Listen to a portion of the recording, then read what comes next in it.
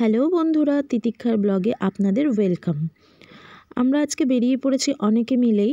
তো কোথায় যাচ্ছি আমরা তোমাদেরকে তো না বলে আমরা থাকতে পারি না। তোমরা যেহেতু আমার ফ্যামিলির আর একটা মেম্বার, তো তোমাদেরকে তো আমাদের বলতেই হবে যে আমরা কোথায় যাচ্ছি। আর সত্যি কথা বলতে কি, তোমাদের সবটা না জানালে আমাদেরও একদম ভালো লাগে না।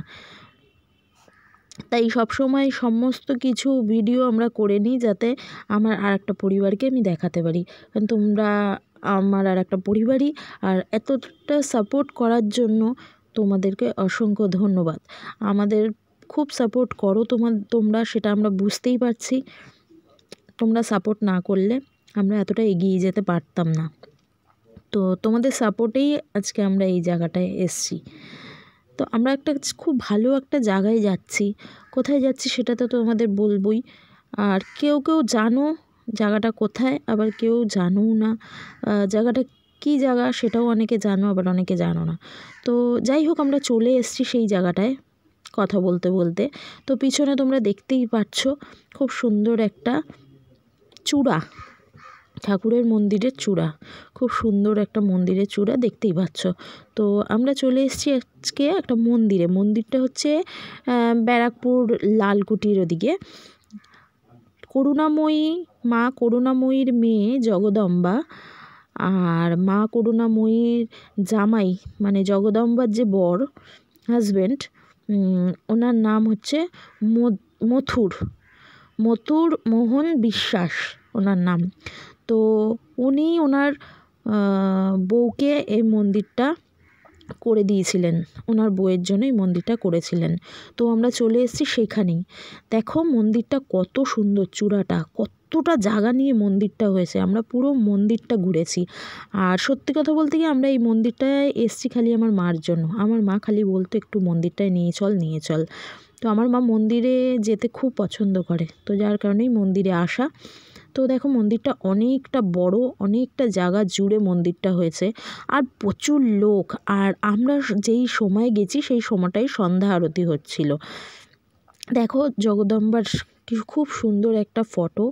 আর আমরা ভিডিওটা শুরু করার আগেই জগদম্বার একটা সুন্দর ফটো দিয়েই ভিডিওটা আমরা শুরু করেছি।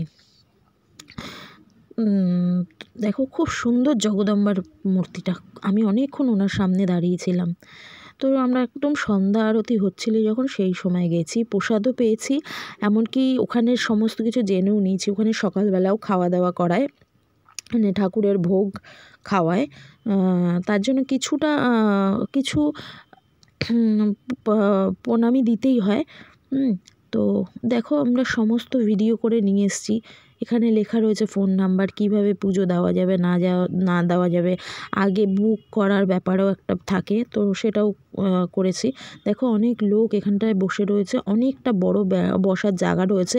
কেউ আবার খেলাও করছে, পাশে বিশাল মাঠ রয়েছে, কেউ খেলাও করছে। খুব সুন্দর দেখো ঠাকুরের মূর্তিটা, দারুণ। আমি অনেকটাই চেষ্টা করেছি তোমাদের দেখানোর। তো আমি অনেকটা চেষ্টা করেছি, অনেকটা দূর থেকে তো একটু অসুবিধা হয়েছে ফটোটা তুলতে, তাও আমি যতটা পেরেছি আমি তুলেছি। এই সময় গিয়েছিলাম, তো সন্ধ্যা আরতিটা হচ্ছিল এই সময়টায়, খুব সুন্দর লেগেছে সন্ধ্যা আরতিটা। আমি অনেকক্ষণ ধরে বসে দেখেছি সন্ধ্যা আরতি। তারপরে সন্ধ্যা আরতি দেখার পরেই আমাদেরকে প্রসাদ দেওয়া হয়েছে, প্রসাদ খেয়েছি। তারপরে প্রসাদ পাওয়ার পরে আমরা ওখানে কিছুক্ষণ বসেও ছিলাম, অনেকক্ষণ বসেছি ওখানে। তারপরে তো আমরা বাড়ির দিকে রওনা দিয়েছি, কিন্তু তার আগে আমরা ওখানে অনেকক্ষণ বসেছি, ঘুরে সব দেখেছি, প্রত্যেকটা মন্দির। ওখানে 12খানা শিবের মূর্তি ছিল। Thanks for